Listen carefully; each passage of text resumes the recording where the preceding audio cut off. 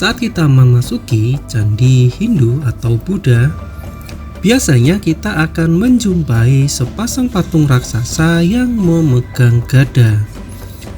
Tak hanya di candi, kita juga bisa menjumpai patung yang sama saat kita memasuki keraton atau bangunan suci lainnya. Orang Jawa mengenal patung ini dengan nama Reco Pentung, yang berarti arca yang membawa pentung atau gada.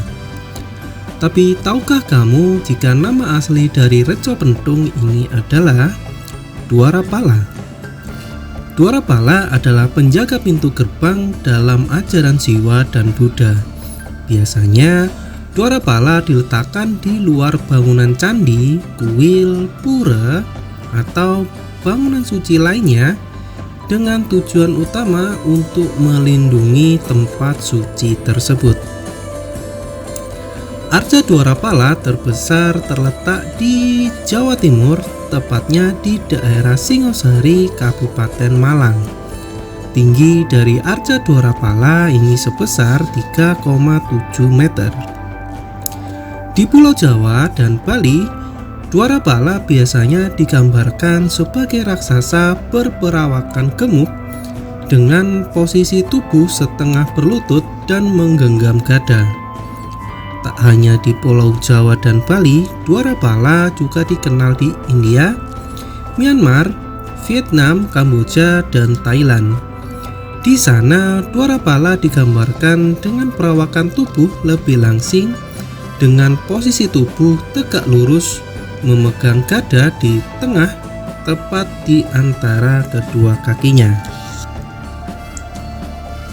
Mitologi sekalian, inilah cerita mitologi tentang Dwarapala, sang penjaga candi dan berbagai bangunan suci dari mitologi Indonesia.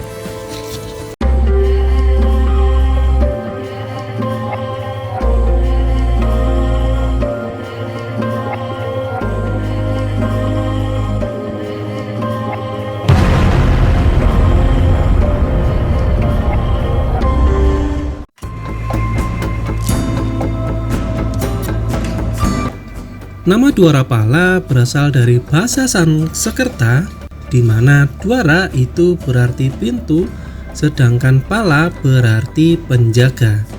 Jika digabung, Dwarapala diartikan menjadi penjaga pintu. Dikisahkan Dwarapala sesungguhnya adalah raksasa yang hidup di pedalaman hutan. Dia adalah sosok penunggu dari hutan yang bertugas menjaga kelestarian hutan dari niat jelek manusia atau makhluk astral yang lain. Dalam mitologi India, Dwarapala merupakan sebangsa yaksa, sejenis makhluk halus yang menguasai dan menjaga suatu wilayah tertentu. Misalkan hutan, gunung, sungai, laut, atau bahkan sumur. Yaksa ini sangat dihormati dan disegani oleh manusia. Orang Jawa mengenal yaksa dengan sebutan Baurekso, yang berarti sang pelindung. Di berbagai daerah, Baurekso diyakini mampu melindungi kesuburan tanah dan mendatangkan sumber kesuburan dan kemakmuran. Dalam mitologi Buddha, kedudukan yaksa disejajarkan dengan kelompok setengah dewa, setingkat di bawah dewa. Yaksa bertugas mendampingi para dewata. Karena itulah, yaksa dibuatkan arcanya dan diletakkan di depan bangunan suci tempat pemujaan para dewa, seperti di daerah candi atau pura. Selain bangunan suci, arca Dwarapala juga diletakkan di depan daerah keramat seperti keraton atau istana. Karena tugasnya ini, yaksa dijuluki sebagai Dwarapala, sang penjaga pintu gerbang.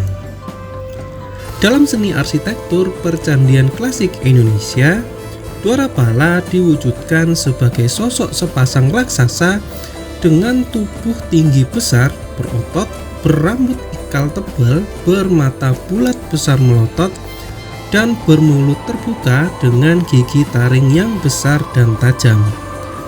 Pada arca Dwarapala terbesar yang terdapat di daerah Singosari, Kabupaten Malang, Jawa Timur, arca Dwarapala digambarkan memakai mahkota yang dihiasi dengan ukiran ular dan gugus tengkorak.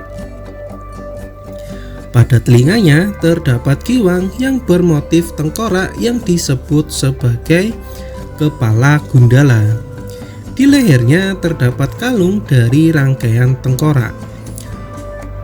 Pada badannya berselempang hiasan ular yang menyilang di punggungnya yang disebut Yajna Pavita. Pada lengannya melingkar kilat bahu bermotif ular yang disebut Sarpo Kenyura.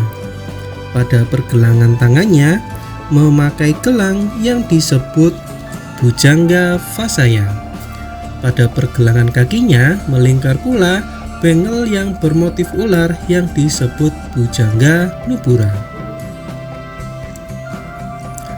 Arca Dwarapala biasanya dipahat dari batu andesit. Batu andesit adalah suatu jenis batuan beku vulkanik dari letusan gunung berapi.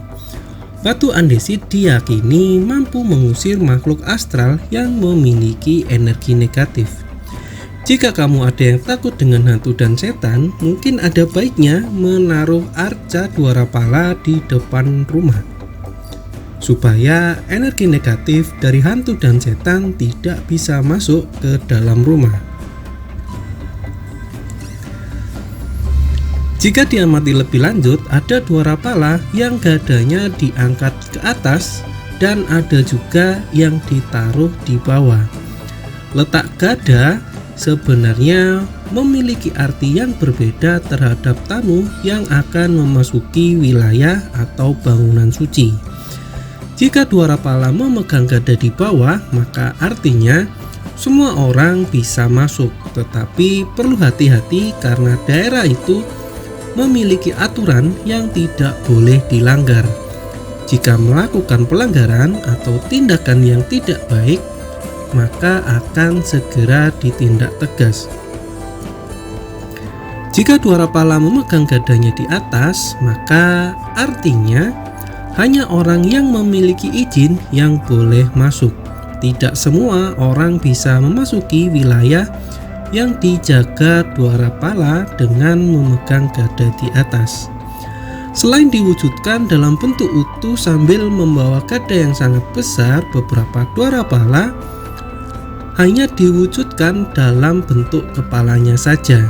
Beberapa candi di bagian atasnya selalu memiliki kepala kala yang sangat besar lengkap dengan taring dan matanya yang besar, menandakan Anda diamati oleh Dwarapala dengan seksama. Dwarapala ternyata tidak hanya ada di Indonesia, khususnya di Jawa dan Bali saja. Di luar negeri ternyata ada juga arca Dwarapala, seperti yang ada di Thailand, Myanmar, dan Vietnam. Dwarapala yang ada di negara-negara tersebut biasanya memiliki perawakan yang jauh lebih kecil meski sama-sama memegang gada. Mungkin raksasa di daerah Thailand, Myanmar, dan Vietnam memiliki tubuh yang lebih langsing daripada yang berada di Pulau Jawa. Di beberapa negara di Asia Timur seperti Jepang juga terdapat arca penjaga yang secara fungsi mirip dengan Dwarapala. Arca itu bernama Kongo Rishiki atau Nio di daerah Jepang, lalu ada Heng HR di Tiongkok, dan yang terakhir ada Narayeong Geumanggang di Korea. Oke mitologer, begitulah kisah asal-usul dari Dwarapala, sang penjaga candi dan keraton yang ada di Indonesia.